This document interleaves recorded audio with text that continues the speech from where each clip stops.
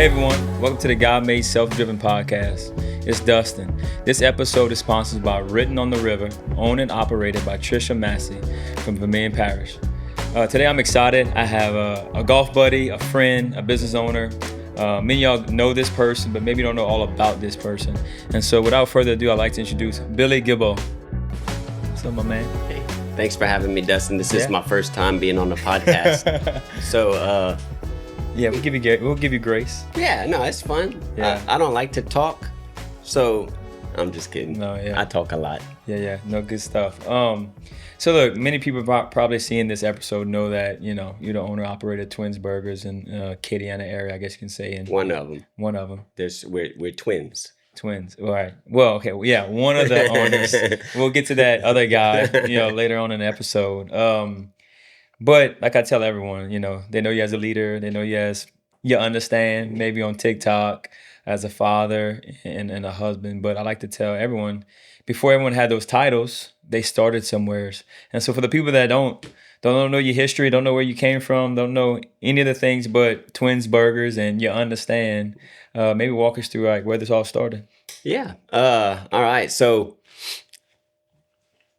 we grew up in Lafayette, around the Lafayette area, and then my dad had a bakery that he took over from my grandfather. It was called Southside Bakery. So we grew up in the bakery. We were born in 1979, and the bakery was in full force back then. It was right off Johnson Street, across from where we are at Twins now. So grew up in the bakery, did a lot of throwing cake boards as frisbees and licking icing off of pedophores in the showcase and putting them back and like all this kind of stuff. You can imagine twins being in a bakery. So we grew up there. The bakery ended up closing in 1987. So we moved to Carencro, Louisiana, Wow. and my dad opened a bakery in the 90s there. So we went to all kind of different schools. We went to St. Leo, S.J. Montgomery, Woodvale, Fatima, Carencro Catholic, Carencro Middle, and then Carencro High. So we moved a lot. And so it's kind of, it wasn't as hard because we had each other, my brother and I, twins, so it was easy to make friends. So what's his name for the people that don't know? My brother's name is Denny. So I want to make sure I got the right one in front of me. Yeah, he's my younger brother. He's 28 minutes younger than me. So so we moved to Carencro. My dad opened a bakery over there called What Time Is It? So What Time Is It? Okay. That was the bakery. It was right across the street from St. Peter's Church. So right on the corner. I know exactly where that's at. Yeah. So I could remember picking pecans, selling them to stores. There's a store called Pete's, and we'd go around town, and Denny and I wanted to make some money, so we'd go pick pecans and go sell them to the store, and then earn some money. And so there also was a scrap yard there in Carencro, so we'd go find cans and collect as many cans as we could and sell them to the store. We'd also work in the bakery, so we'd make these pies, like these little tart pies that were like fig, because we'd pick figs too to make the fig pies. So imagine that, like Louisiana. Yeah. So we'd wrap them individually, and we'd have fig, pineapple, coconut, lemon, and I think those are the 4 that we had, or 5, whatever it was. And then we'd go walk around town with bus tubs around our necks selling pies to all the businesses, and like people would just expect it. Some people would order milk for the next day. Hey, can you bring me a little pint of milk with that? So no way. We were walking around with pockets full of money selling those pies. All right. So then in high school, we were seniors, and people knew that we had the bakery, but then it had closed. My dad closed the bakery. I forget what year we were in high school, but What Time Is It Bakery closed.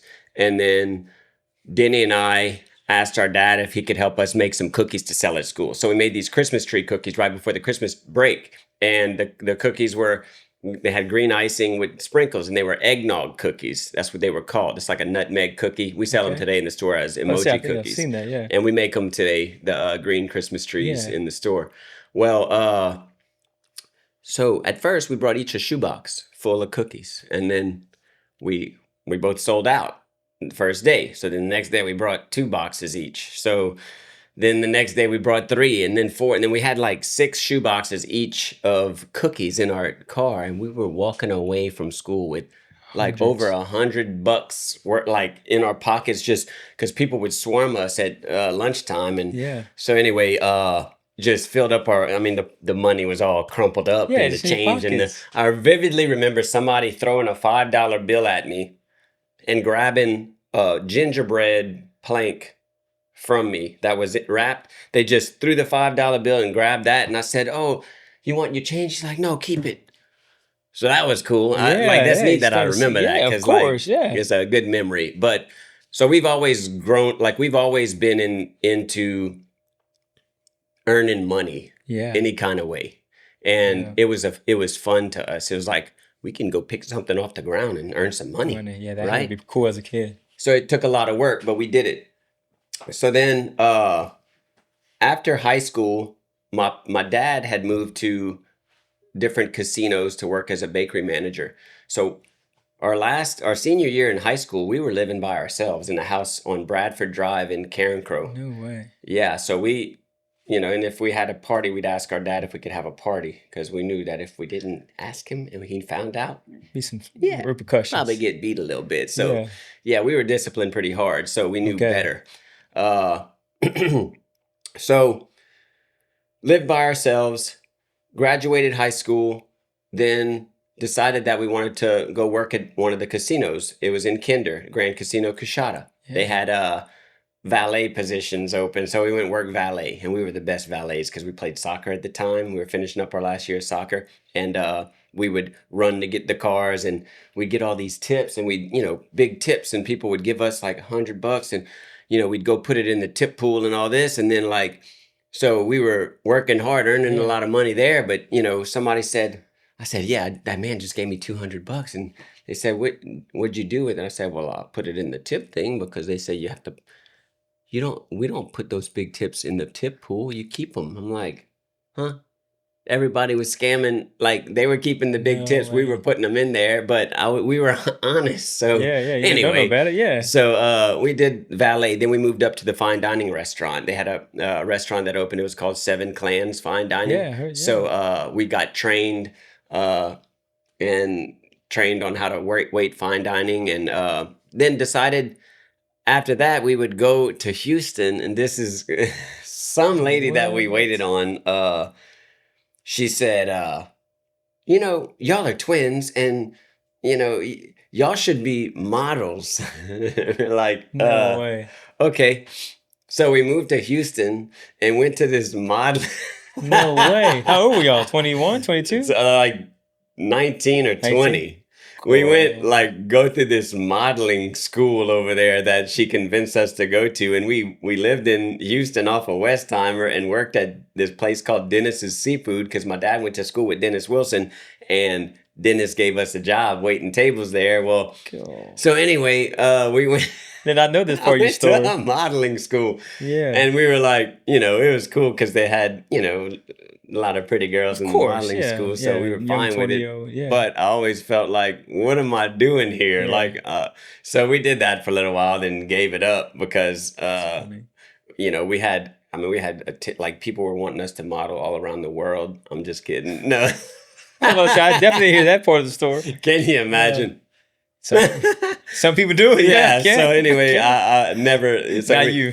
so we ended up moving back to town Gosh. in about Yeah, yeah. 2001 or so. We had just turned 21. Moved back to Wow. Lafayette, and That's then dope. started waiting tables. And then we knew, actually, we talked to our dad and said, "Hey, we want to move back to town. Gotcha. We want to open our own business." Because at the time, my dad had a minor stroke, a couple of them, to where he had to quit working. So Gotcha. he ended up moving back to Lafayette, living in a trailer because he Oh, didn't have wow. any money, and he was living in a trailer, living off of his 401k. And when we asked him if he could help us open a business, it kind of Yeah. Some life brought to him him. back to life. Yeah. We wanted to open our own business, just like we did when we were doing the figs and the pecans and all the that, cookies right? and yeah. So he said, "That's what I've been waiting for. I'll help y'all." So then we found the location that we're in now. Okay. Okay, my dad worked some, The one off had of Johnson we're talking about. right Yeah. there, yeah, where we are as twins. We ended up leasing that building in 2002, and in December, I remember Christmas Day, we were in there working, pulling down, like Denny actually got shocked by a wire hanging, like he was on a ladder unhooking the electrical wires and he got shocked. And Wow. like we did gas lines and all this stuff. So like we always knew how to do Stuff. electrical work, plumbing, all this sheetrock, everything. Yeah. We knew how to move heavy equipment because we worked our whole lives. Yeah. So then we ended up we had the corporation formed, Southside Bakery, the next generation. And that was Denny and I. It was a logo with twins holding a birthday cake in the logo. And that was us. We were the next generation. Now we have 3 older sisters. Well, none of them were in the business at first. So it was just Denny and I. We signed our name on bank loans and stuff. Like I didn't have anything. I had a Honda Prelude that I thought was awesome. It was the fastest car on the street at the time.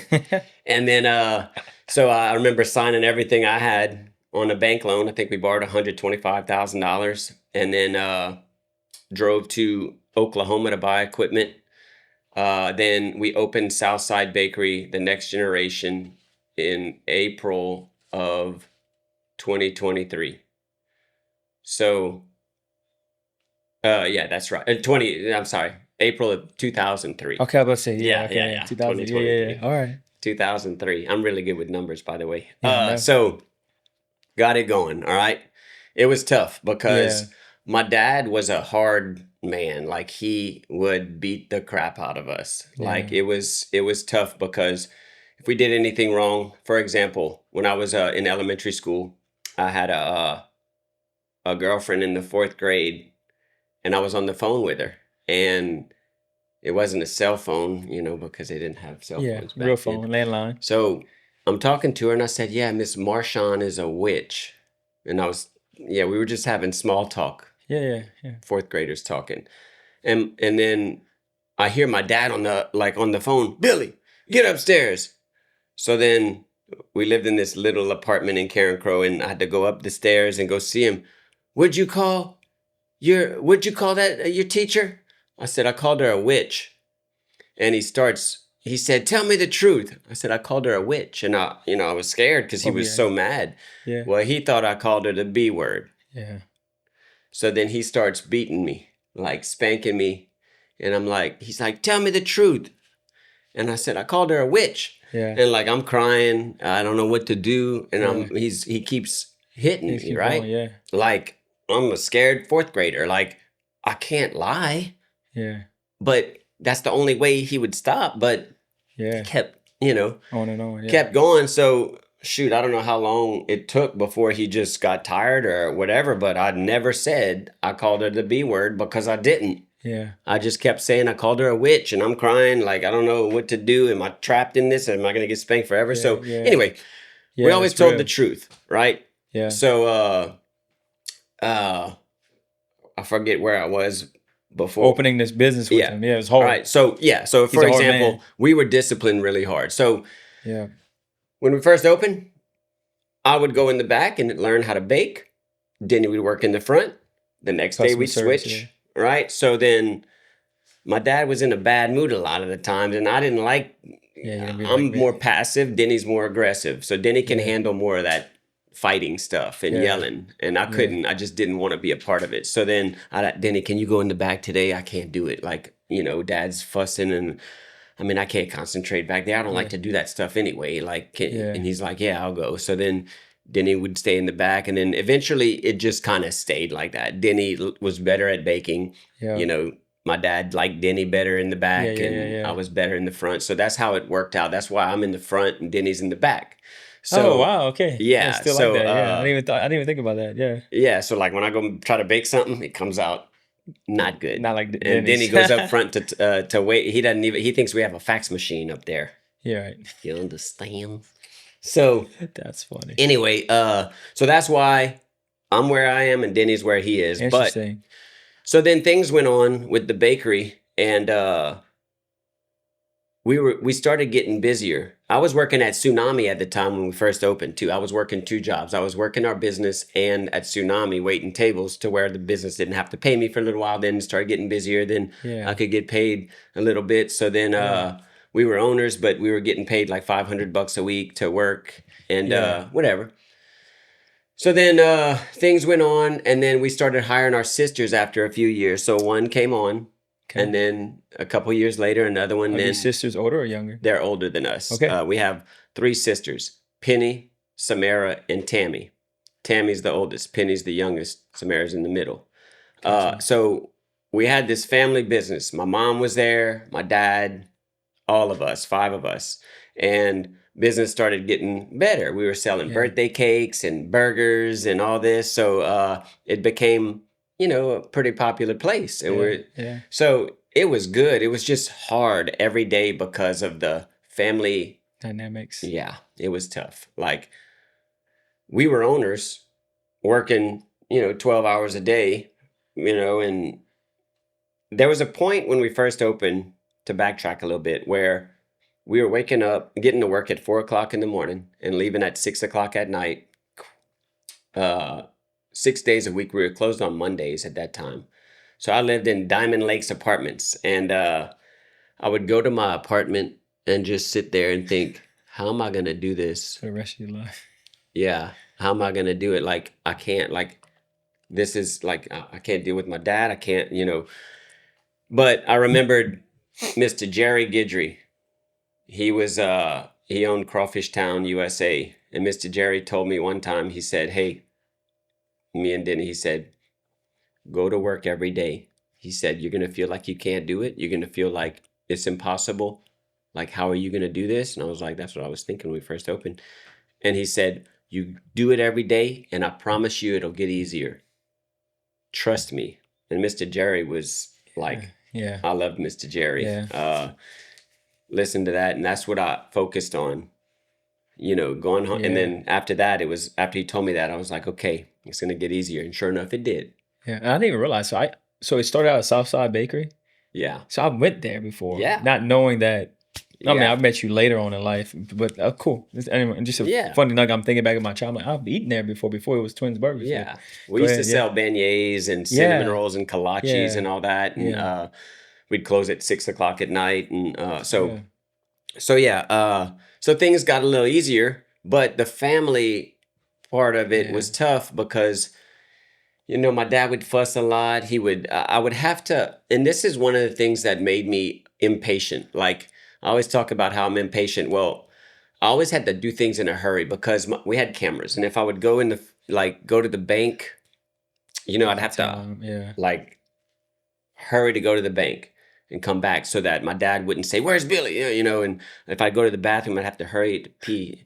Or if there was a customer there in the yeah. front, like, and my dad's sitting at home watching the cameras, if I wasn't staring at the customer, like, he'd call the place, and he'd always call the certain line to Sure. where it would be the certain ring, and I'm like, oh man, like, just like Yeah. mentally, He nurtured in that impatience in a oof, sense. it was tough. Yeah. Because And I it had makes to act like I was like I'd have to do gestures to, like, pretend that I was yeah, helping the customer and stuff, and this yeah. went on for years. Like, it was like I was in jail almost, and I'd go in the back, and then, like, he'd start fussing and yelling, and I'd go up front, hey, how y'all doing? Like I'm just getting chewed out in the back, and I come up front and see customers, and Yeah. so, like, Yeah. Dynamic. Yeah. It's tough. thank God I had Yeah. God with me Yeah. 100%. to Yeah. guide me, even though Yeah. I wasn't as Really, like, yeah, spiritual. you didn't know what was happening or what was guiding Right. you. Correct. At Yeah. that time. So, And thank you for Danny for working in the back. shoot. Yeah. Because, so then time went on and things got a little more difficult whenever my dad was trying to, it was almost like he was getting so arrogant in the business, like we were super busy Yeah. and successful as a business. And my dad, after all those bakeries that had to close and stuff, and losing all his money and not saving any money and all this, it kind of caught up to him where he wanted to feel like he redeemed himself or something. I don't know what it was, Yeah. but he wanted to take possession of the business basically. So then he started talking about buying all these, foot action building to make a big bakery, $2 million. And then he was buying all this stuff like TVs coming in the back door. And while he was sitting at home, he was just shopping on Home Shopping Network and doing all these things, having Yeah. these meetings in the business that are like the kind of meetings that we didn't agree with what they were talking about. Yeah. And we looked like we were hosting these people at the place, which is not good to mix politics or anything like that in a Yeah. business, but Yeah. we were forced to do it. And my dad was behind the scenes while we were the face of the business. So then people thought Yeah. that was us, right? Yeah. So it was tough because we couldn't tell our dad anything because He's he your dad. beat the crap out of us. And we Yeah. were 30 years old, whatever it was, 20, whatever. So it got to where we were kind of stuck. But I can remember one day I was working in the back and like I was putting powdered sugar in a kettle and spilled some powdered sugar on the floor on accident, just like a little bit. And then my Yeah. dad came up behind me and like, "That's your profit." Like he starts yelling at me because he was in a bad mood. And I was like nervous. So then he starts yelling at me about, and my friend Jeb Bellard was, Jeb. you know, Yeah. Jeb. Yeah. I did know Jeb. Yeah. Jeb was working with I us, know just of him. helping Yeah. us out. Yeah. Yeah. Nice guy. And Jeb Yeah. is like, Jeb will just say what's on his mind, right? So then Yeah. Jeb. I I went, like my dad walked off a little bit, and then I said, "Well, it was sure a mess yesterday." Like basically, I was kind of pointing out that my dad was working in the back the day before, and they had crap everywhere, like Right. flour and sugar Yeah. and all this on the floor, and like we had to clean it up. And then Jeb heard me, and then my dad obviously heard me because the next thing you know, Jeb, like I'm looking at Jeb, and Jeb's like, my dad comes up behind me and slams his hands on my shoulders and rips me back, and like I had like a uniform white Southside Bakery uniform shirt on, and the shirt ripped, and then like he starts yelling at me, and like I'm like, Yeah. and I'm getting basically beat in front of my friend by my Yeah. dad as a 27-year-old man. Yeah. Pretty embarrassing. Yeah. I hear you. Jeb and my dad went off, and Jeb. I know Jeb. That's Jeb crazy. said, I'd have kicked his ass or something like that. And I'm like, huh? He's like, yeah, if my dad would have done that to me, oh, I said, well, I mean, I can't do that. Yeah. This is my life. This is yeah. So then, anyway, that's just a little point. But so going back to my dad buying all these things, like wanting to buy all these Yeah. things, like we finally said, you know what? Or a mentor of ours said, It's time to this cut isn't ties. right. Yeah. Y'all need to put your foot down. So that's what we did. We were at my house. I lived on Foreman Drive, right in front of Lafayette High, and our mentor friend came help us and kind of figure out what to say. Well, we called my dad, and we said, "Dad, we don't want to buy that building. We want to transition this to become our place like it was supposed to. You said that you'd help us get it going. Yeah. Southside Bakery, the next generation. We're the next generation. We've been doing this for 7 years. It's time to transition this to become our business. Yeah. It was never supposed to be yours." And I said, and you're spending all the money, you're having those meetings. Like, we don't want to do that anymore because people think it's us. Yeah. Well, he starts yelling, and Didn't go well. then it didn't go well. So then we go back to work, and you can imagine the tension, right? Yeah. We finally stood up to our dad. Yeah. Well, he was playing like nice, right? Then we got a letter in the mail saying we're gonna have a board meeting. Like, oh Lord, it's gonna, next week we're gonna have a board meeting. Never had a board meeting before. So I had some lawyer friends that we, talk to all the time, and she gave me this corporation book and like to read about corporations, and they were kind of giving us a little bit of advice along the way on what to Yeah. expect, what to do. So then board meeting day comes up. So it was at my parents' house. We'd show up over there, and there were people outside, like cars everywhere. Like, what's going on? Like, so I called my friend Allison and I said, hey, like, what do we do? Like, she's the lawyer. I said, there's people here. She's like, well, your corporation book, you read it, or you read some of it, right? I said, yeah. And she said, well, because she said, read the board meeting section. She said, every owner is one vote. It doesn't matter how much percentage you have, blah, blah, blah. So I'm like, all right, so me, Denny, and my mom. My mom owned 51% of the business. Wow. Denny and I owned 24.5% each. So that's where the rubber was. we were minority shareholders. My mom was the main owner, but my dad controlled my mom. My mom was the sweetest lady, being put in the middle. So then we show up over there, and there's like, go inside, and there's lawyers everywhere, and like another guy that was there, and he says, oh, I said, what's going on in here? Like, we're supposed to have a board meeting. Oh, we're having a party, huh? I said, it's not a party, and it's not funny. This is not a funny situation. So, and I said, and all you people at 7 o'clock when the meeting starts, y'all better be out of here.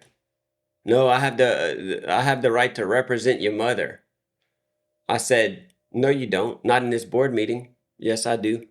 I said, you don't. I said, as a matter of fact, let's vote on it. I said, all the owners of this business, vote. Who wants this guy here? All these people here. I said, I vote. I don't want him here. Denny, what do you vote? Nope. I said, Mom, yes, I'd like them here. I'm like, sorry. Sounds like you're going to have to leave. We're going to step outside. And when we come back inside, you better get your whoever you are, out of here. Because you don't have a right to be here. Yeah. And like, I was pissed. Yeah, finally hit your breaking point. Yeah. So then I go in the truck and I call them, my people, and they said, yeah, that's right. So at 7 o'clock, we walk back in there, and the man's like, I'm going to just gather my things. I think this is a family matter. I'm going to leave. I think it's best if I leave. I said, it's not best if you leave. You have to leave. Yeah. You have to leave. So get out, because it's 7 o'clock. We need to start this meeting. And like, so then we started the meeting. Basically, the meeting, my mom was reading the notes, which she was, nervous about it, telling us that we're no longer on the board of directors. We can't sign checks. We can't make decisions on the business. Basically made us employees of the business, even though we were owners, which was devastating to us. Yeah. And like, Denny and I didn't know what to say or do. Like, we were pissed in the meeting. Of course. I mean, because this is what we thought was ours. Now it's just being taken from us. Yeah. So then leave the meeting, and I think it was on a Sunday. Well, the next day, we go to work. Couldn't get in the office. Well, like, I didn't know I couldn't get in the office. Well, I show up, and I parked in the front of the building, and I'm walking up to the building, and I see... Like, I noticed a lot of things. Like, I pretty much noticed... Had something. Yeah, something was going on. Yeah. Everything. My dad was already there. I'm walking up, and the doors that connect, the double doors at twin... Like, there was no latch, right? It was unlocked. I'm like, okay. So I stick my key in the door to try to lock it back, and it didn't work. I'm like, oh, you changed the locks. Okay. So I go in the back, and... My dad's like, oh, hey, good morning. And I'm like, oh, yeah, good morning. Told Denny he changed the lock on the front door. He's like, man.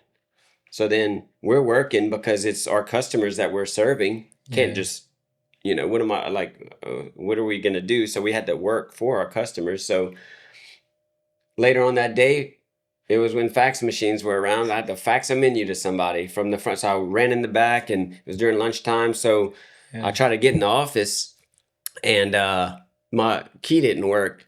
So I I was so mad because this is the kind of stuff Yeah. that You were dealing with. I couldn't even run the business right because couldn't get an office. So I broke the key in the door. Mad, just broke my key off. Well, then I told Denny, I said, I can't fax a menu because, Dad changed all the locks. Well, then a little while later, I go back in the front, pissed off. And then I go, Denny, my dad tried to get in the office. He couldn't get his key to work. So then Denny's like, it's not going to work. He was like, huh? Yeah, Billy's key broke in the door. And my dad got so mad and couldn't get the door. So he had to call a locksmith to come, whatever. Yeah. But so then we didn't say anything. So then time went on, Year, 2 years. Well, this was about in so the beginning of 2009 is when we had, so I got married in 2008. We had a 9-year lease. It was from 2003 to 2011. Yeah. 12. Yeah. Okay. So the shareholder meeting was in 2009, sorry. Like right after Mardi Gras in 2009. Yeah. So after that, it was months of just kind of awkward. Yeah, trying to right piece together the new atmosphere. So then finally, my dad realized he had to let us back in the office because we were the ones running the business, or he's going to have to do it. And he didn't feel like doing it. So then we're running the business again, and just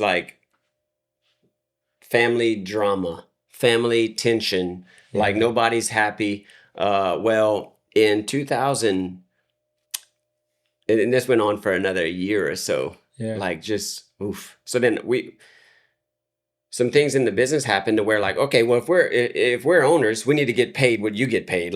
And we looked up so we had to get paid based on what our ownership percentage was, because I'm not going to do this for $500 a week anymore. So then that's what we did. So we forced our, dad to pay us. Of course. Yeah. And then as business owners, because if he took something, we had to get a percentage equivalent to what. Well, 2011, early 2011, my mom comes into work, and at this point, you can imagine our emotions and everything are just running wild. And my mom came in a little later, and then my dad shows up a little while after her and starts running his mouth about us. Yeah, your brother didn't even tell your mom good morning this morning. And I said, yeah, he did. No, your mama said he didn't. I said, well, he did tell her good morning. And because I had asked Denny, because I heard about a little bit of this. So then, yeah, he did. Your mama says no. I said, she's lying, because he told her good morning. Yeah. You calling your mama a liar? I said, I don't know. Ask her. Did he tell you good morning? Well, he did, but he didn't mean it. I said, you see, I told you. He told her good morning. Yes. Mom is calling you to stir you up. Now you come over here pissed off at us when Denny did tell her good morning. I said, so that's the problem. Mom, you need to stop calling Dad to tell him all these things and pissing him off to get him to come over here and yell at us, because we're trying to run this business and work hard for our business that we're supposedly owners of. And I said, now we have to deal with this. So Dad, you're calling your mama a liar? I said, I'm not calling my mom a liar, but what she did was a lie. So I'm not going to say mom is a liar, but she lied about that. Huh? Yeah. You don't call your mama a liar. I said, well, what is it called then? I said, you don't work here. He said, you don't work here anymore. I said, huh? He said, you don't work here anymore. I said, you're telling me I'm fired? Yeah, get out of here.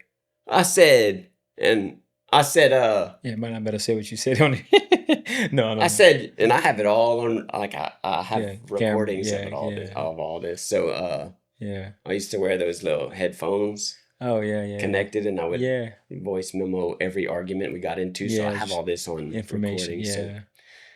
anyway, probably don't Yeah. have to put that in there. But Yeah. so then I said, "You can't fire me." I said, "Who are you? You're just the owner's husband." I said, "You can't fire me. Mom, why don't you come fire me?" Well, That was the she line she didn't come picked. out of her Yeah. room. And I Yeah. said, "You see, you're nothing. All you are is the Wow. owner's husband. You're the owner's husband." And I said, "You can't tell me I own more of this. I'm more." I said, "You should get out of here. As a matter of fact, who are you? You don't even work here." Yeah. So then, because at that point, I'm gonna backtrack a hair because I Okay. was bold enough to say that because of this reason. We had we were led into the office, like I said, right? Yeah. And I told you when I tell this story, I'm kind of back and forth mixed Yeah. up, Yeah. but Yeah. that's You're the trying to way. piece together the history Right. of it. Yeah. So then we got back in the office. Well, I see that we paid a law firm on QuickBooks. So I figured out what law firm it was. And then, Yeah. so I called that law firm. I said, "Hey, we paid this invoice. Can you please send me a copy of the invoice, fax it over?" So yeah, sure, I'll fax it over. Fax it over. It was like a paper, like I'm like, huh? Tur- uh, Research on terminating minority shareholders and transferring ownership from minority shareholders, dividing like all this research on basically firing How to get us, rid of how to everyone. get rid of Denny and I, right? Yeah. And making my sisters owners. Yeah. Well, basically what my dad was trying to do is make all 5 of the kids Owners. own 20%, which we're like, that's not going to work because Put too much work in. yeah, We just can't do that. right. So it's not fair for us. Yeah. And our sisters didn't Yeah. want that either. Yeah. So then we ended up uh, bringing that letter to the landlords. And David and Stephen Landry were in the office. Like they were talking to my dad when we leased that place. My dad said, "This is going to be for my boys. I'm going to get it going for them. And I'm going to get out and let them run their business. Yeah. So once they're ready, I'll hand it over." Yeah. And the landlord said, "That's what your dad told us." So when we brought them that letter saying that he's about to fire us, they said, "Look, y'all get your lawyer to see if you can open your own business right there to make sure that it's not illegal, conflict of interest and all this stuff." Yeah. But we're not leasing it to him. The lease was a 9-year lease. It's up in 2012, the end of February. And we will lease it to y'all too if you Yeah. want to start your own business there. And he's going to have to get out. Unless y'all want to stay at Southside. If everything's good there, we'll Yeah. release it to Southside Bakery. We said, all right. So then we formed a corporation. It was called Southside Burgers at first, but then we changed the name to Twins Burgers and Sweets. Well, so we signed a Wow. lease. We signed a lease.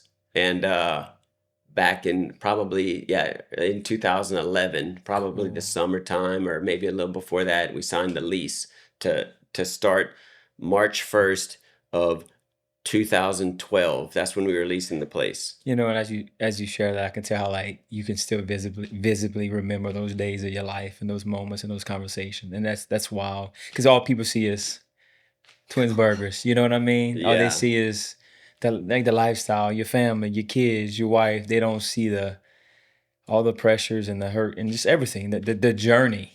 I didn't even know any of this. You know what I Yeah. mean? And I can appreciate like your passion about some of those encounters with your dad, because my stepfather, ex-cop, or not ex, he's cop, ex-marine or whatever, former what's the marine, he was tough too, and extremely hard when it comes to discipline. Like, don't get me wrong, it made me life tough, which Yeah. has made you life Oh tough. yeah, for sure. But it came with some things that you just might want a table, you know what I mean? Yeah.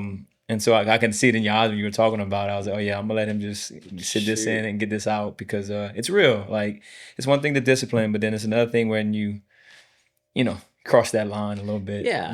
So that's wow. Did not know that. Yeah. Did not know that. And so y'all open Twins in what, 2000? 2012. Yeah. Uh Was that one of the hardest things you've ever went through? oh yeah. I mean, From now? Yeah. I know you're married with kids on the side, but hardest thing? Yeah, and Yeah. I mean, if Yeah. we have time, I could tell that. Yeah. You have time, or What? Oh, how you like if I how can you tell overcame that, that? I Yeah, can tell you. how you overcame all that?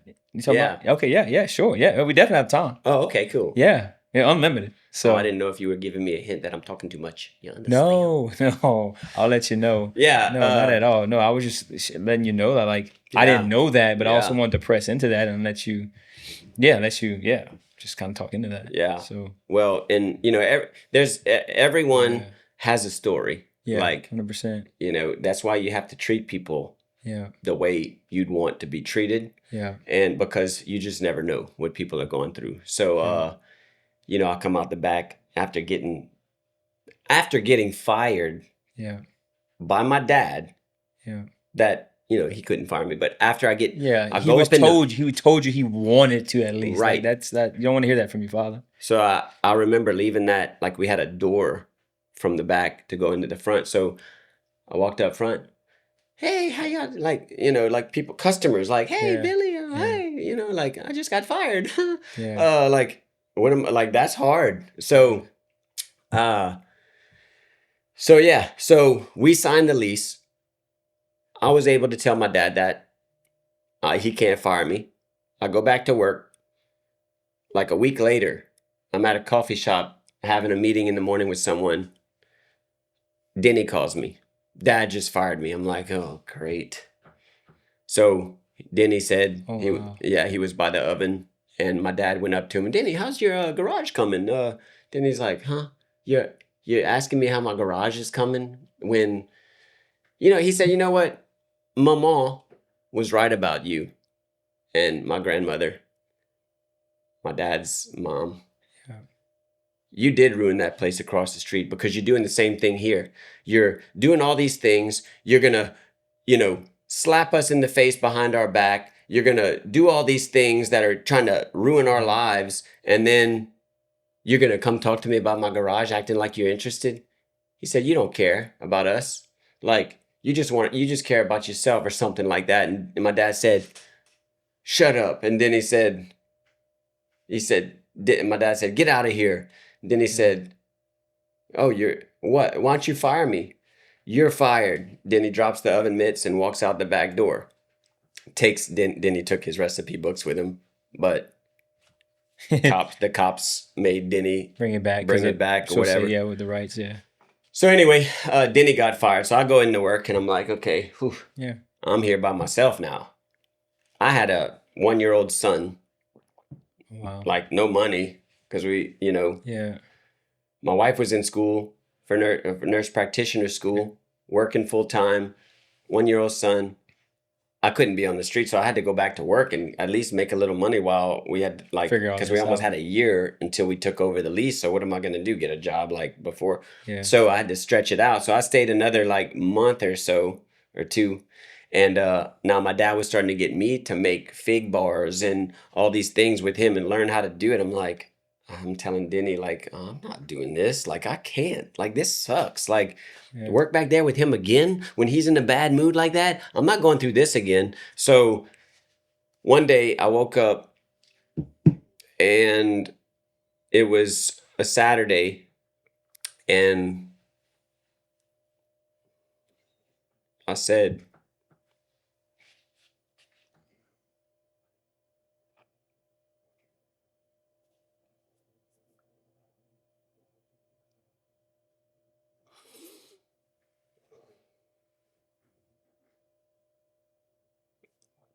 I called my sister and I said, look,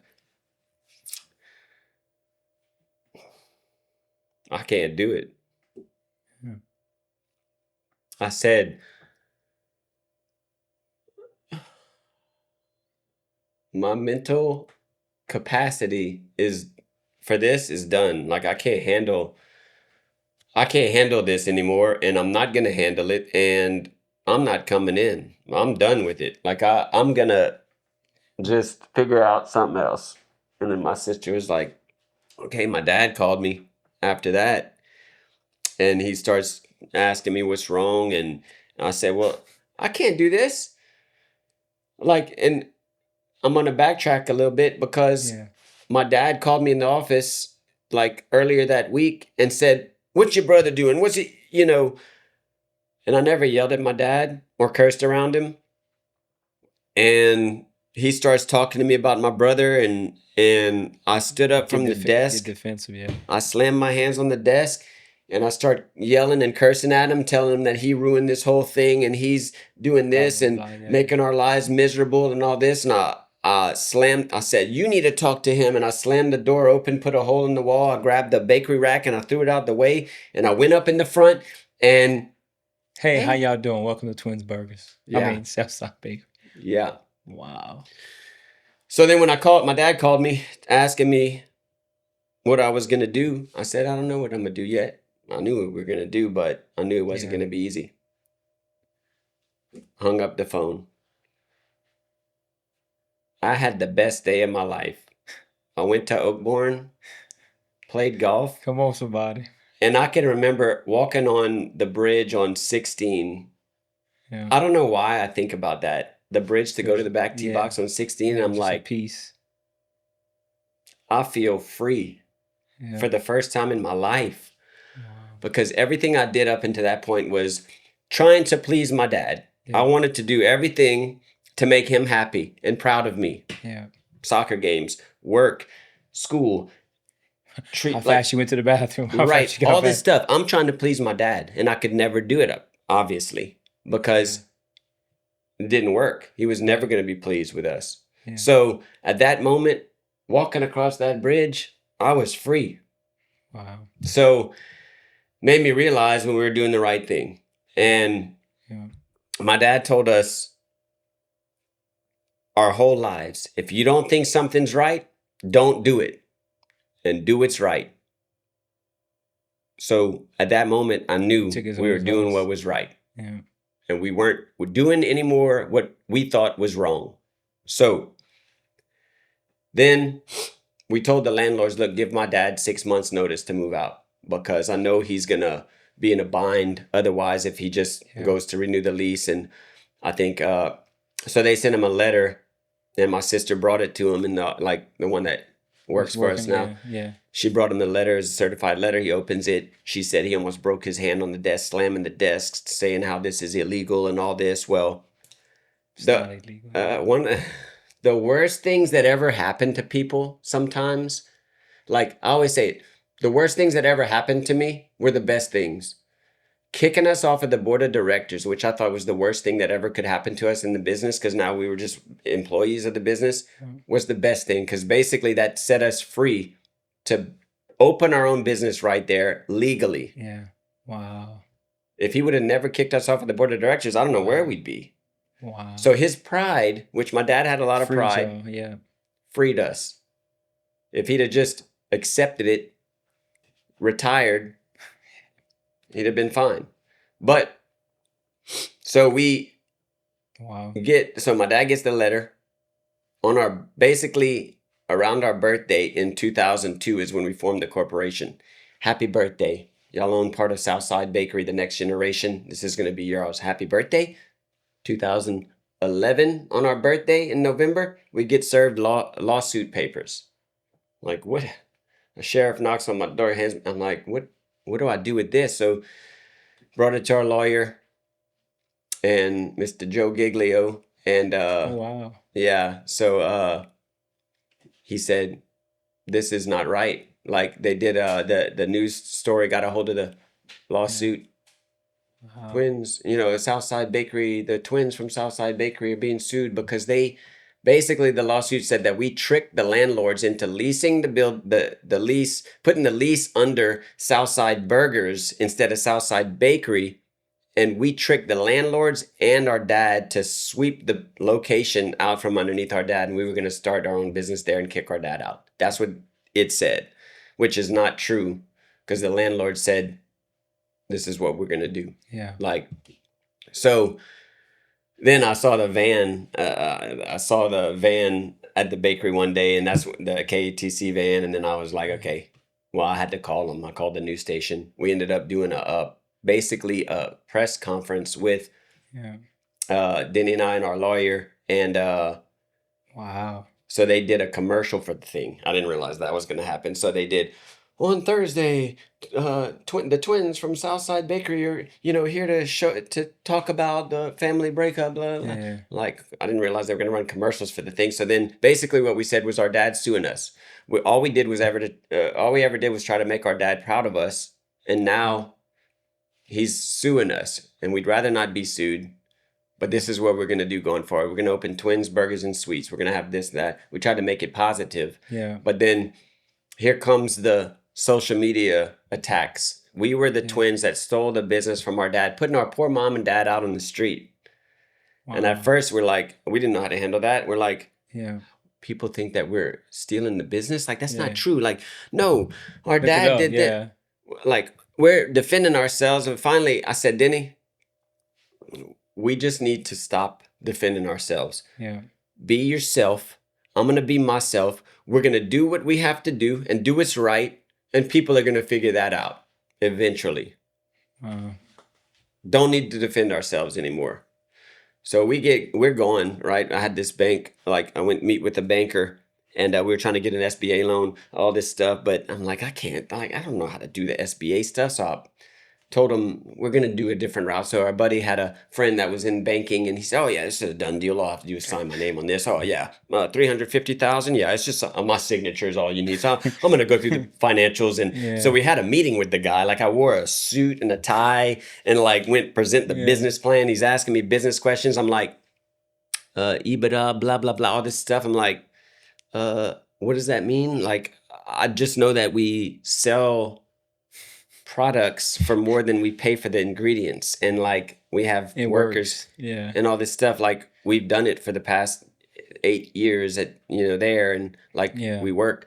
So basically the banker was strung us along. We moved into the location and called him, hey, how's the loan coming? Oh, well, we're not going to be able to do it. The litigation is holding us back. I said, are you serious? Like, you strung us along for this like, for no. I said, we're in the location. We should be putting deposits on equipment. And I said, now I have to go bank shopping. I said, I'm coming to pick up the paperwork. And I was in dirty clothes because we were scrubbing the walls, like getting everything cleaned up to get ready to start doing some things in there because we were excited about our business, but we didn't have a bank loan. So then I went to the bank in my dirty clothes.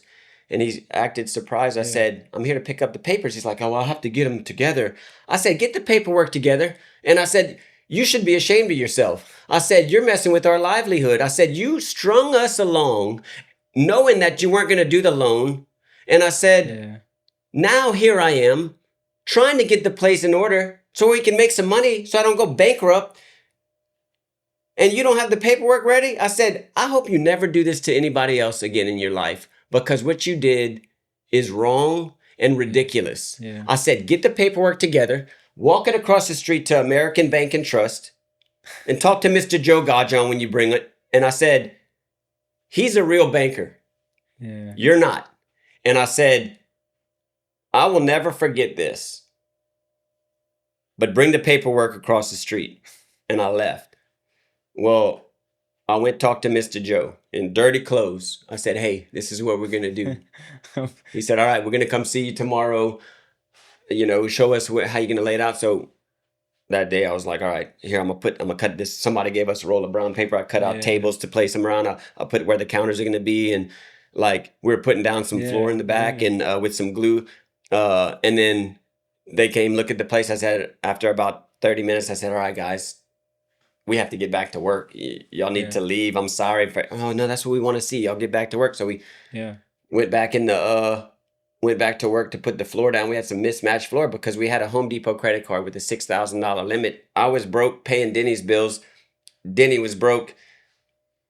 I had a Jeep Cherokee that I sold because I had it paid off. Sold that, took the money, put it in the bank, financed a Ford truck. They helped me with the financing. So then I had at least some money. Just made it work. Home Depot credit card. I caddied for Robert Merrill in a golf tournament. He gave me $100. I bought some metal studs with it.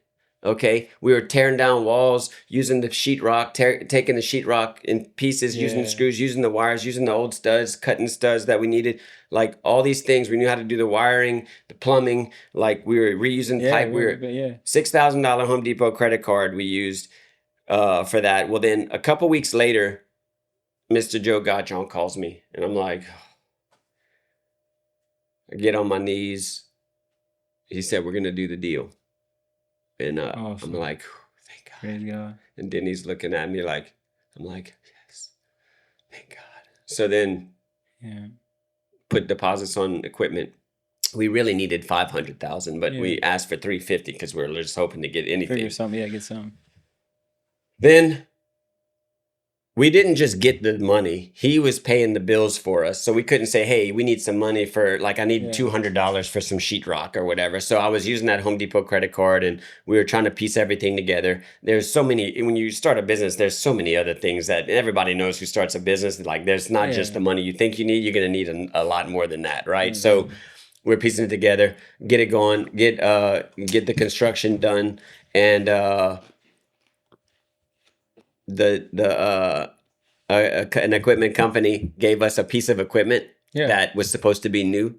It was a $60,000 cookie forming machine, hamburger patty machine. Well, they sent it to us. We were excited. That was our first piece of equipment. Yeah. It was used, basically. We saw that it was a demo machine that we asked for if they had any. He said, no, we don't have a demo, but I'll give you a good deal on a new one. Send us that one. We inspected it and found out that it was a demo machine. It even had it on the paperwork. And then he called the guy asking him, this is then he said, this is a used machine. And the man said, no, it's a new machine. Then he's like, you're not going to convince me that it's a new machine. There's cookie dough in it, and there's water droplets underneath, like y'all washed it and all this. And he said, we're not paying you the rest until you send the new machine. And it even says it on the thing, demo used in showroom. Oh, well, finally he agreed to send us a new machine. So fast forward, a year later, we get the machine. Oh, wow. Okay. That's when y'all open up? No, a year later is like way after we opened. So then we owed him $30,000. So then he wanted payment. And I said, okay, I'm going to pay you. On my calendar, I'm going to put a year from today. When we received it, I'll give you the $30,000, but it's going to be in a year. And he was so mad. So I'm sorry. That's your fault, not ours. So but that $30,000, you see, that was something bad that happened to us. Somebody tried to. Yeah. But we used that $30,000 for something else that we needed. So it was bad at the time, we thought, but then it was actually a good thing. Wow. Right? So then it was a blessing.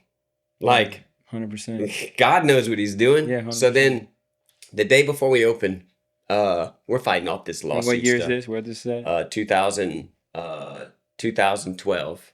Gotcha. It was we moved into the location in March 1st, 2012. And I think that year was a leap year, so it had the 29 days in February. But anyway, so moved in and we opened June 11th, 2012. But the day, June 10th, I went to Home Depot because I needed box freezers for the kitchen. So I swiped the card, it declined. I'm like, okay, give me just one, see if that works. And at this point, my emotion, everything's drained. I'm just, you wore out. It worked for one. So then, Awesome. So what did I do? I went across the street to Lowe's and I opened a credit card over there and got another freezer from Lowe's on a credit card. Open to be born in America, baby. The next day, we opened. Awesome. And it was like, was it packed? Busy? It was so packed. We had a line all day. I'm in the kitchen sweating, like cooking burgers. It was one of the best days of my life. That's awesome.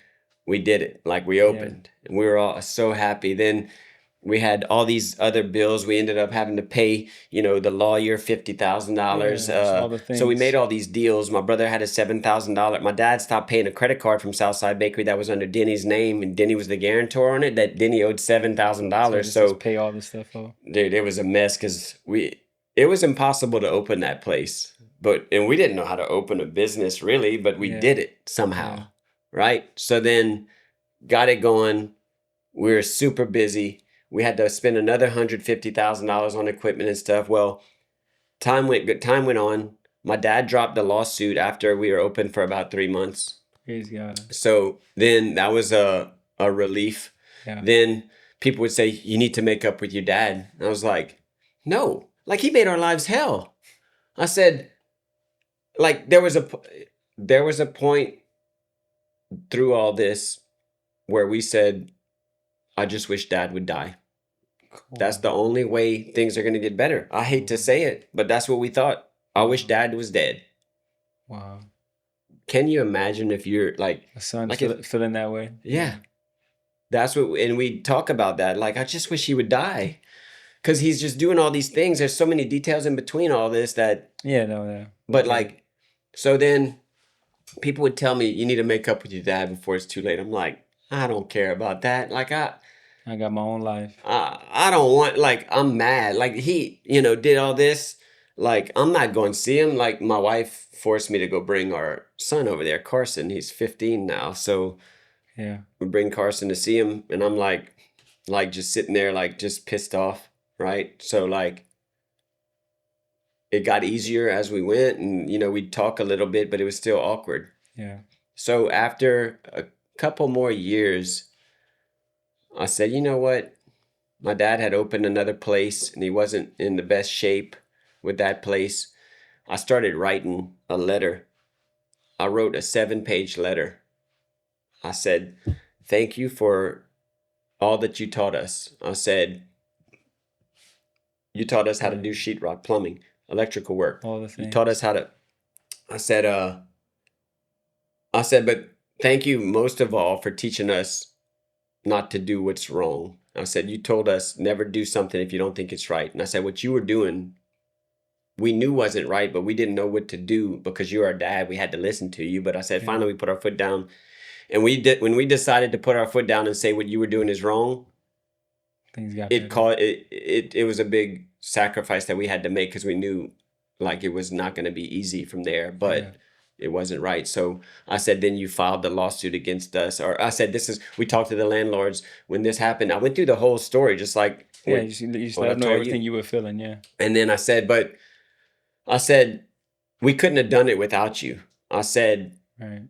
this fight, if it wasn't against you, you'd be proud of us for what we did because we never did anything to attack you. And I said, I hope you forgive me for anything that Wow. you think that we did to harm you. But I said, we never did anything to harm you. We turned the other cheek and we did what we thought was right.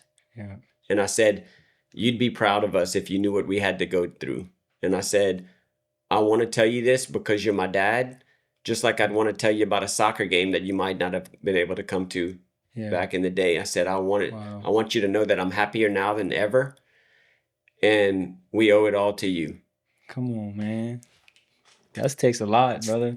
And I said, I forgive you for all the stuff that you did Yeah. to try to stop us and for all the things in the past. Yeah. I forgive you for that and I love you. So,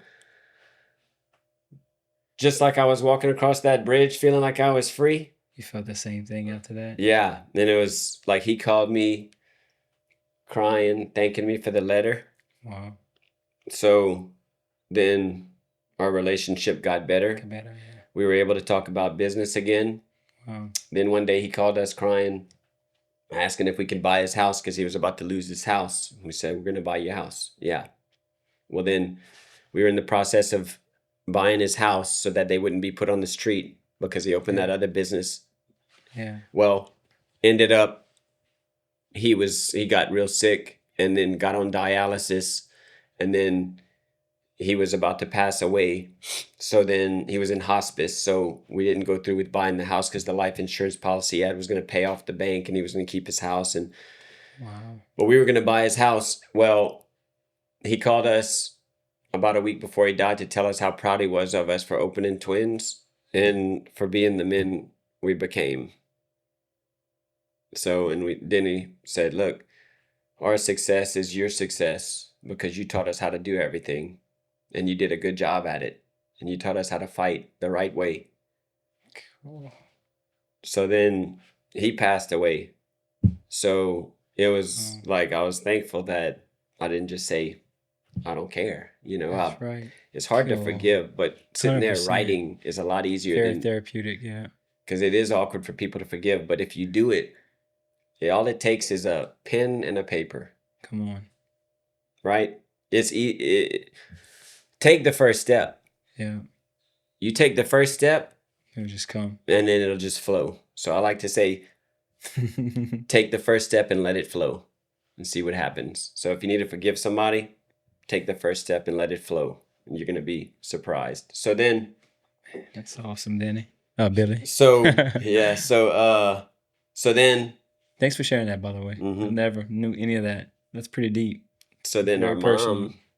our mom was living without our dad for a while, and then she Yeah. calls me one morning about a year after he died. He died in November of 2018, and then my mom called me saying that she had a sore on her chest that wouldn't stop bleeding. It was 6 o'clock in the morning. She wanted my wife to go see her because my wife was a nurse practitioner. Yeah. My wife said, "Okay, I'll go over there. It's probably something, you know." So then my wife goes over there. She calls me, says, "Your mom has probably stage 4 breast cancer. She's gonna die soon." She didn't tell anybody about the tumor on her chest, probably because she was taking care of your dad and she didn't want to distract from him. My mom was a saint. She made these little pads to cover her sore. She was very Oh, crafty. no. And so sure enough, brought her to the hospital. We'd take turns watching her. Well, it was my turn one day when the doctor came in and said, "Look, there's nothing we can do. Like, she's gonna we'll just make her comfortable and let her pass." And I said, "Okay, I'll tell her." I said, "Mom, doctor said there's nothing they can do. The cancer, like, you ready to go?" And she was laying in bed and she points at my dad's picture on the wall, and there was a nurse in there, and he said, "Oh, you want to go see your husband in heaven?" And she nodded her head and said, and then he said, "Okay." And then I said, "Well, Mom, you might have to wait a little while before Dad gets to heaven, but I'm pretty sure you're going to go straight there." That's beautiful. She laughed and kind of That's slapped beautiful. me. And then that was the last time she laughed. We brought her to hospice, St. Joseph's Hospice, and then Yeah. she passed away 9 days later. And we were saying her, we were praying because I said, "Hey, I think it's about time." Like, she's slowing her breath. And sure enough, she died so peacefully while we were saying the rosary. And so she passed away then. And this is a joke. Denny and I are not very serious about death. Yeah. But she passed away there. And one of my sisters, Penny, said she was kind of crying. She said, "I wonder what Mom's doing now." And Denny says, "She's probably getting Dad some water. He's probably really hot." And then it's a joke. I know. But like, I know what I mean, saying. but our dad was a really good man, and everybody will tell you that your dad had a good heart. He was just hot-headed and And hard to hard. control and Hard, yeah. prideful, but like, Yeah. he was a good man. He brought a lot of people back to Christianity. He knew the Bible back and forth. Like, it was amazing that he could do what he could Right, know to all know that, but and then then have this other this side. other side of him. Yeah. And we know a lot of people like The that, old but man, like, yeah. but it's But a it's just journey. it's just it's just alarming when they can, it'd be like myself, because I mean I study the word, like I know it, but I have my moments where like you know Jesus, yeah, but like in this moment I'm not knowing him in this moment. But there's some people that really are on a big spectrum. Yeah, it's wild. Our dad, he was giving. Yeah. So 2015, a guy walks in with an idea on a Friday afternoon. "Hey, I have this idea." Backtrack. We were switching equipment companies. They were in there early in the morning one morning during king cake Yeah. season in 2015. Then he goes up front to kind of see what they were up to, and then he sees this man outside and says, "Hey, you need something?" It was cold outside. He's like, "Oh, I was just waiting for y'all to open." It was 5 o'clock in the morning. "I was just hoping to get a cup of coffee." Then he said, "Why don't you come in?" Then he realized it was a homeless man. Yeah. Man comes in. Then he gives him a cup of coffee. He's like, then he's like, "Don't worry about it. And you can rest in here. It's cold outside. You don't have to pay for the coffee. If you need something to eat, I have that too, blah, blah, blah." Well, the guy took a nap. Then he went talk to him after he woke up. Said, "Hey, where are you from?" "Oh, I'm from New York. I came down here because it's too cold up there. I was homeless. I was doing some work for this priest. I'm a carpenter." He said, "I was doing work in his house, and the priest ended up passing away, and I spent like $15,000 on supplies that he was supposed to reimburse me.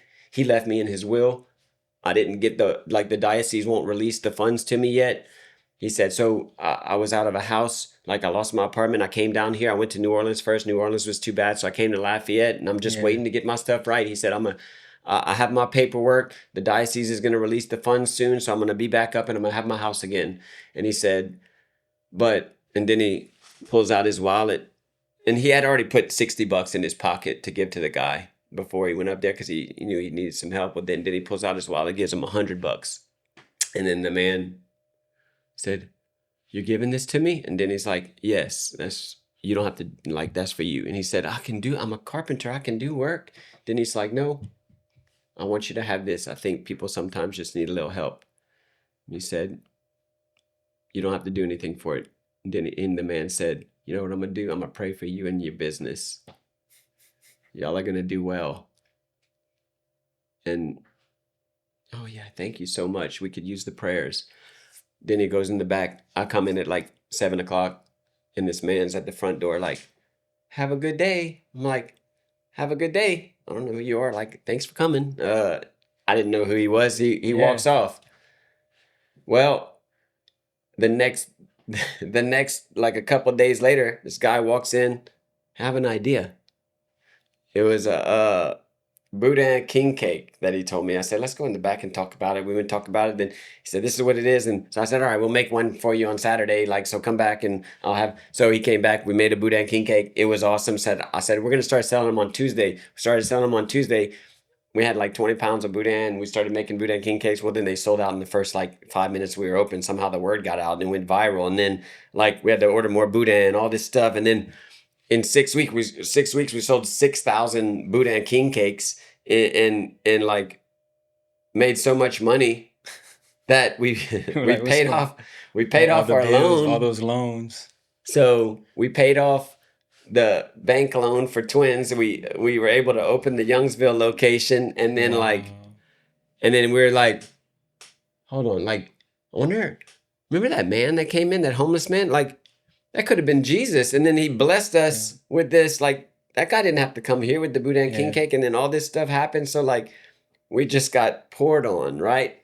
Yeah, there's a scripture verse. I think it's in Hebrews. It talks about like, don't be afraid to entertain the poor or take care of strangers because you may not realize you're actually speaking to an angel or something like that. It says that, and I'm like, Goosebumps. what? Yeah. What? Just the words, the way he described himself, what he said he's going to intentionally do for y'all. I remember you telling me that story like 3 or 4 years ago. And I was like, yeah, It's amazing. let's go. Well, man, that is awesome. I mean, there's probably a lot of people out there that did not know the full story of like the work, the effort, the trials and tribulations that y'all as a family, went through to be where you are now. But I'm a sucker for love, and I'm a sucker for some other topics that I want to pull out of you a little bit, if you don't mind. Yeah. So in the midst of all this, young, trying to grow your family, father dynamics, family dynamics. You mentioned her already. You mentioned your older son. When did like the family life balancing out? When did that come into the picture? When did you meet your future or your wife? Back in 2006, I met my wife. Okay. I was downtown Lafayette, Yeah. going out for a friend's birthday, and earlier that day I had a customer come in, a cute girl, and she's like, I said, "What's your name?" She said, I took her order, "Naomi." And I said, "What's your last name?" "Guilbeaux, just like you, but without the X." I'm like, "Oh." She said, "You might know my sister." I said, "Oh, what's her name?" "Leslie." I said, "What's she look like?" She said, "Like me." I said, "Oh, so she's cute. Good. Yeah, you know her. She goes to Res, blah, blah, blah." I'm like, "Oh, okay. I think I remember." I didn't really. But so then that night I went out, and then I'm with this kind of halfway date. Yeah. And this girl's, "Hey, you saw my sister today." And we're at City Bar downtown. So Oh, it's cool. "Oh yeah, you're Leslie. Oh, now I remember. Yeah, your sister came in, blah blah blah." Yeah. Like, "I'm gonna come find you in a little while." Yeah. So then I kind of Yeah. distanced myself from the other girl because Yeah. I knew there was something special about this one. So then we sat. I went get her, and we sat in the middle of City Bar in Yeah. front on stools just Yeah. talking. I'm like, wow, this girl. I said, look, I'm gonna call you tomorrow. We're gonna go play tennis and go have lunch or something. It was a Sunday, like, so we Yeah. went the next day we went play tennis, and she came to my apartment, and then brought her, like, I had this Tempur-Pedic bed, okay? Like, it was, I just got it. Like, Yeah. it was awesome. So it was like the first, when they first came Yeah. out. Yeah. So like, you can jump on that side and you can't feel it right here. So I said, come see my bed. And she's like, oh, so you're going to take me to your bedroom On for the the first first, time? yeah, Yeah. Yeah. I said, nah, that's not what I'm trying to do. Like, but I really want you to feel my bed. Yeah, So it's a new then thing now. we got on the bed, like she jumped on the bed, and like, I mean, it Yeah. was innocent, Yeah. like wholesome and like cute, because she Yeah. just made a joke about it. And Yeah. my intentions weren't to Yeah. like get her in my bed, right? Right. So then from there, Just. I was like, this girl's awesome. Like, she's normal, she's Yeah. sweet, she's funny. Like, she had braces, and I was like, she's kind of young. I guess I'm 6 years older than her, Yeah. but Yeah. like, Yeah. Yeah. she was in college for nursing and at UL. So anyway, so that's how we met, and then Wow. our relationship just built Developed from it. there. And we got married in 2008, in October 11th, 2008, and at St. Edmund. And so that was good. Then we started our marriage with all this. Well, that's 2009 is when yeah. we had the board. That's what I meeting. was thinking. Like, for her as a partner, how was that? Yeah. Yeah. So it was tough. But Yeah. like she's Strengthen y'all. yeah. And then we had our first son, Carson. He was born in 2010. A lot happening in your Yeah. life. So November 6th, And how 2010. many kids you have now? 3. 3. Yeah. Then Davis was born in 2014. He's the The runt of the family. golfer. Like, he's the one that Yeah. almost made it to Augusta Okay. for the drive, chip, and putt. And then we waited for Carson to find out what he was. He was a boy. Like, it was neat to see, Yeah. like, my first boy. Like, Yeah. first child's a boy. I was so excited. Then the next one we found out it was a boy. Davis came. Then our daughter, Cambry, she was born in 2017 or 16. I forget. She's 9 now. So That's awesome. Yeah. 2016. yeah. So then Yeah. Cambry, she was, we That's waited to find out what she was, and it was a girl. I'm like, what am I going to do with a girl? Like, a girl? Huh? So Yeah. then now she's the sweetest thing. They all go to, well, Davis and Cambry go to St. Pius. Carson went to St. Pius. Now Carson goes to St. Thomas More. He's a freshman, and he plays baseball. He loves golf too. Davis plays baseball and golf, and Cambry tumbles, cheers, and That's awesome. Growing family, beautiful family. What? Yeah, I'm gonna ask you a deep question, not to make you cry, but what is one thing your wife brings to the table that you're so fortunate for, with all the things that have happened in y'all's journey and up to now? I mean, that's a deep question, but yeah. Leslie, her dad told me when I asked for her Yeah. hand, he said, you sure? Because she's hard-headed and stubborn, Yeah. and like, yeah, she's a fighter. Like, are you sure? And I'm like, yes, I'm sure. So then he's like, okay. Leslie is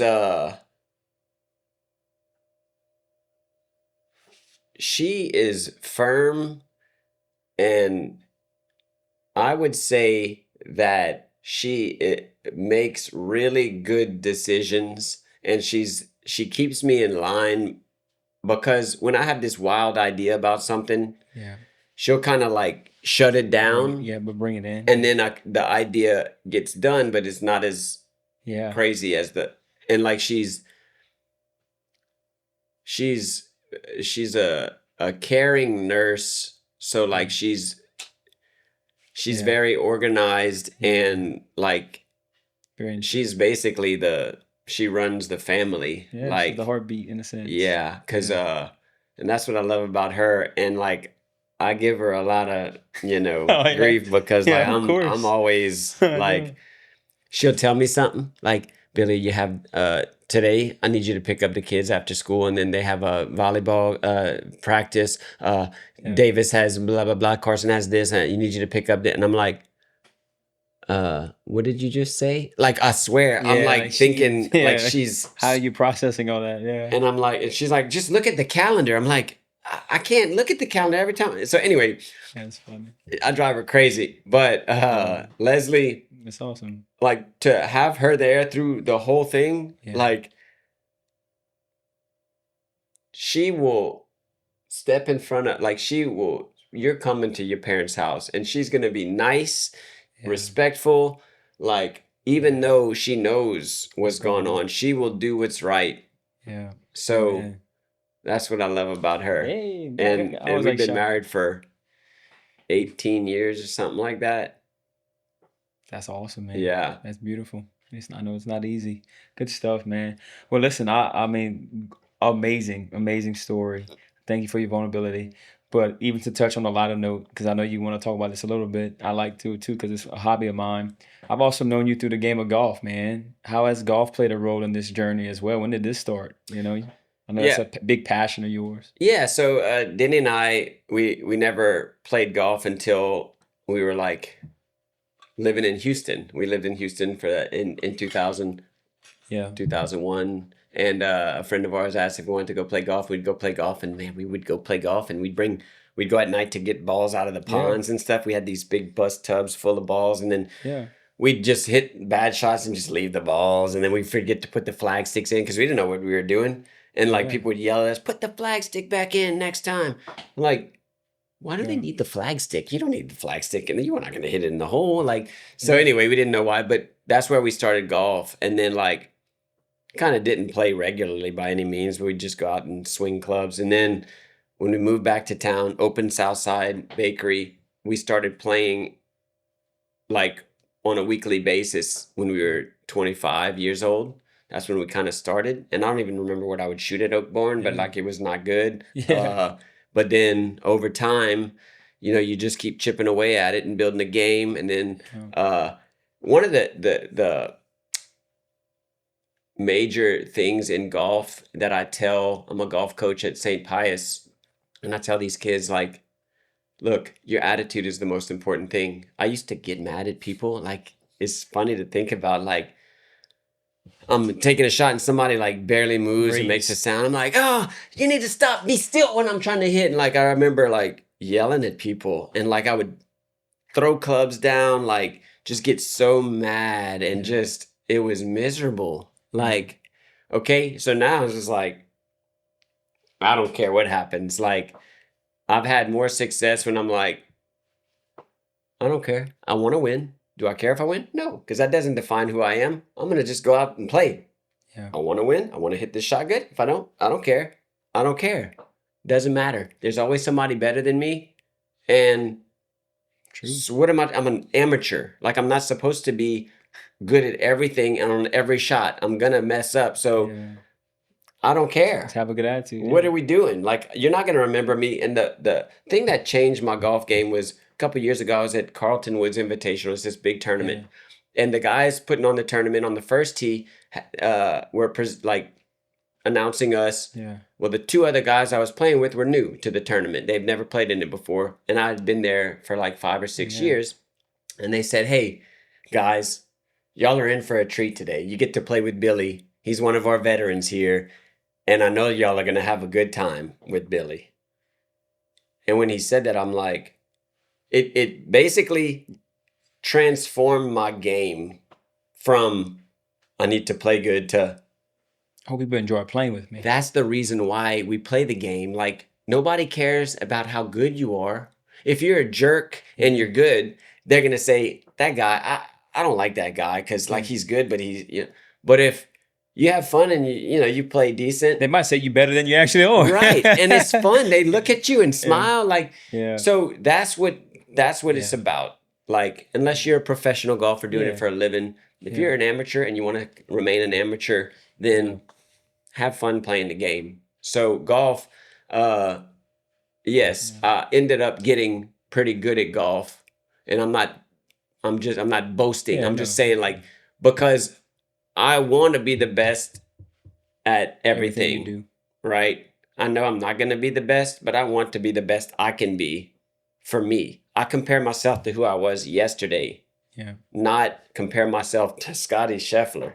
Yeah. So if you compare yourself to who you were yesterday and try to make that better, then you're going to get better. Mm-hmm. But if it's so depressing to think about, well, that guy won the mid-am, and Dustin shot a 63 the other day, and like it's been it could be demoralizing and discouraging unless you just think of it like, well, Dustin's been playing golf for 26 years. Right. So then I did shoot a 63 at Oakbourne one day. It was in November after my mom died. I already know. About 10 days after my mom died. It was November 21st, 2019. It was a Thursday. I remember it. I birdied. Because you posted it. Yeah. I remember talking about it. Right. I birdied 1. I birdied 6, eagled 7, parred 8. I made a 40-footer for par on 9. I eagled 11, parred 12, birdied 13, birdied 15, and I birdied 18 to shoot a 63. And I was like, yes, a double fist pump, and that ball went in. I said, I shot a 63. And then so after that, I was like, okay, like, it's like bowling a 300 for me. It's like, okay, well, what's next? Show myself I can do it, yeah. So then, anyway, so that's probably my best golf memory. And, the club championships and stuff like that are fun. But, like, it's, it's like if you have success like that, sometimes you get a lot of, well, there weren't a lot of people playing it. And it's like, I don't care what you say. Like, I played in the tournament, like, whatever. Yeah. So, like, it doesn't matter. 100%. But golf has taught me a lot about life, because if you mess up now, like, it's not over. Like, if your relationship with Jesus isn't there right now compared to somebody else, it doesn't matter. It's just like a golf game. Like, I don't know the Bible like you. Right. Like, I don't know if I'm ever going to know the Bible like you know it. I'm going to try, but when I read, like I can read it, and then it goes out the back of my head, and I'm like, but I know the feel of my soul is going to move along the path as if I'm like, as fully I go. Understanding it, yeah. Right. So your golf game is the same as your spiritual life too. Like, it's not, you can get better, you can improve yourself, your yesterday self, in your spiritual life too. And that's all Jesus wants you to do. Be better than you were the day before. Right. So that's how I kind of correlate the two. And like, sometimes you get in arguments, oh, well, you say you read the Bible and all this, but you do this. Yeah, I mean, I do. I'm going to fail. Just like, I don't get mad anymore on the golf course. So when I have a bad day and there's a lot on my mind, if like I get mad about missing something or whatever, then that's just a failure. But like, it's not. It's not another like shot. I get another shot. Right. It's not over. Yeah. So I tell people, it's okay to hit bad shots. It's okay to make mistakes. Just continue on your journey and do your best. And all the people said, Amen. Amen. You understand? You understand? I mean, and man, that's exactly what I wanted you to share. I was hoping you correlated golf into life, because I felt like there was going to be something cool and a nugget in that. And and if you don't know, he's referencing, you understand, he has a TikTok page, personal TikTok page. He has a personal brand that he's been promoting, so definitely go check that out. And so I guess I'll close on a little rapid fire questions. Yeah. All right. Do you have like a motto, like a saying that you kind of cling to for life or a certain situation? I would say Bible verse, but I'm not gonna pigeonhole in that. Just anything, like a motto that you kind of cling to at this stage of this season in your life. Yeah. Just like do what's right. Yeah. If you do what's right, it's easy, it's simple. Like, I mean, hey, if you don't think something's right, don't do it. Yeah. Period. And like, there's a lot of pressures from, like, I tell my kids, like, there's a lot of pressures, but when you can resist that, they might not think it's cool at the time or whatever, but they're going to respect you for it, because you don't just go along. Like, I'd rather be a lonely lion than a popular sheep. Come on.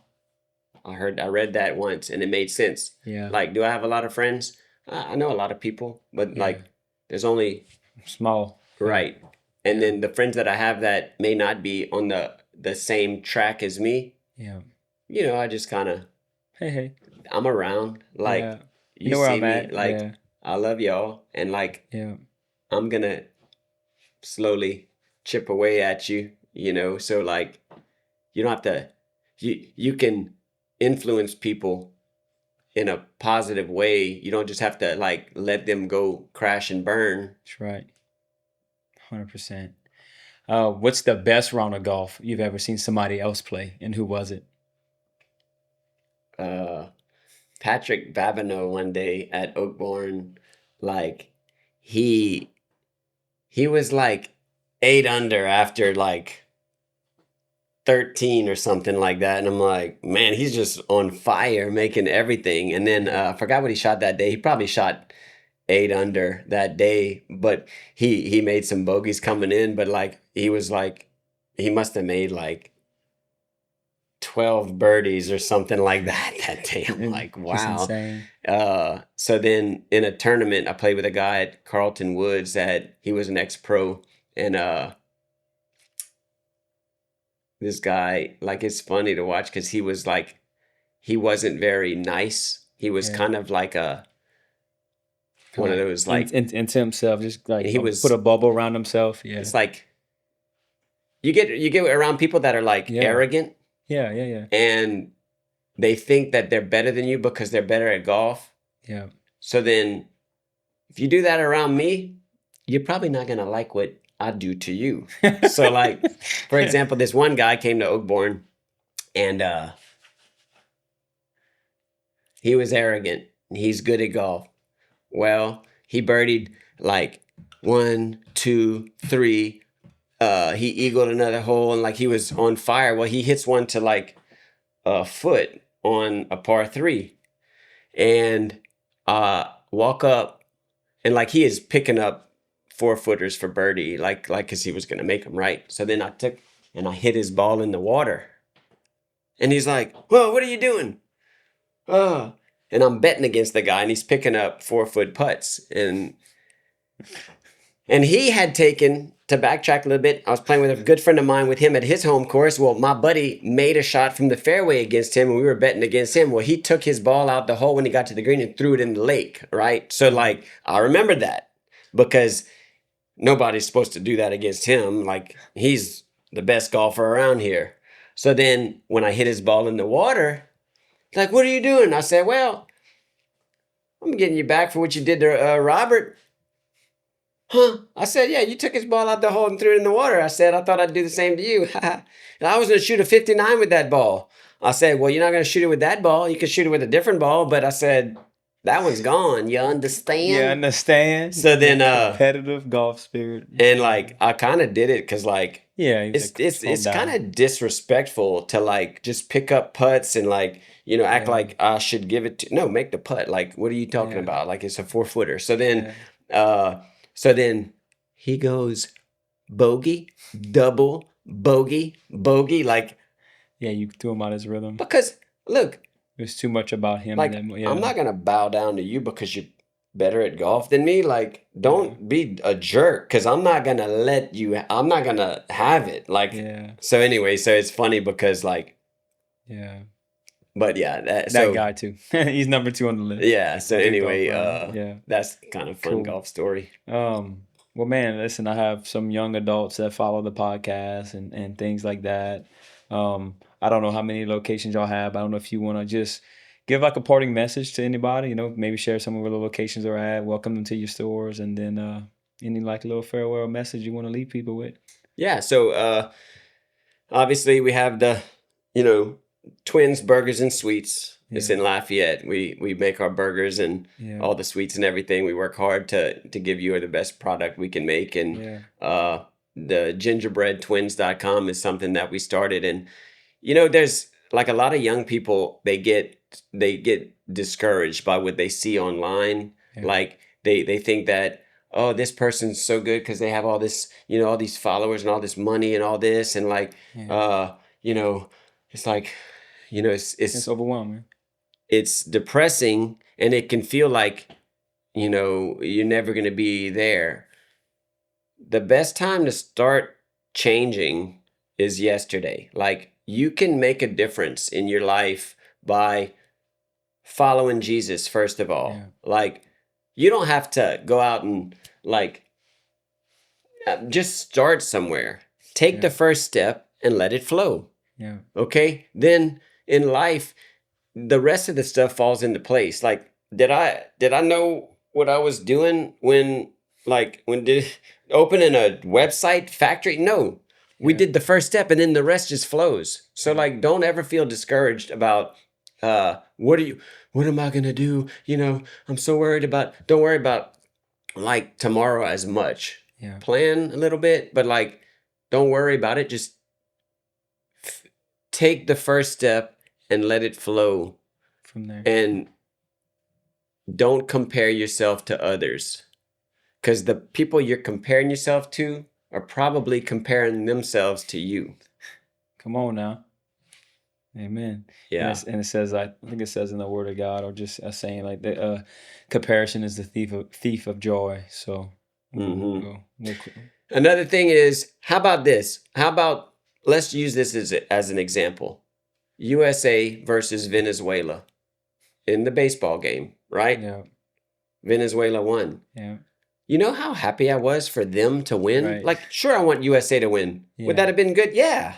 But like, to see the happiness the on genuineness of it. Yeah, praising the Lord yeah. on national TV in front of everybody, all these like, I'm getting like, look at my legs, like I have goosebumps. Dude, does them have the fleece on right now? Yeah. So when you get beat by somebody, congratulate them. Yeah. Like, great job, man. That's awesome. Because if you do that, like, what would you want if you win right a tournament or Yeah. whatever? You wouldn't Hey, want man, everybody just to walk away. Yeah, I'd want everybody to say, Hey, I appreciate it. congratulations, great playing. Yeah. Not, oh yeah, I mean, I just messed up. No, because that's what you'd want. So be happy for the people.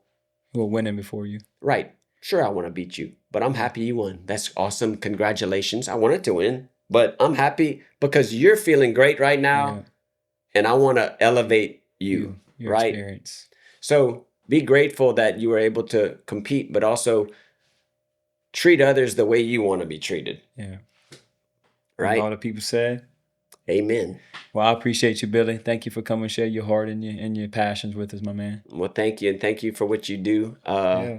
I've been around you a while, Yeah. and it's neat to see. Every time I see you, I get Yeah. this good feeling. Appreciate And so you're a light in the community. So keep doing what you're doing. This first podcast was awesome, and I'm grateful that you asked me. I'm gonna probably do some more podcasts now that. I'm sorry. Yep. No, but Yep. I Yep. think you definitely have a gift. So thank you for using it and inviting me here. So it's been fun. You understand? I appreciate you. You understand? Appreciate it, boss. Oh yeah, you got it. Later.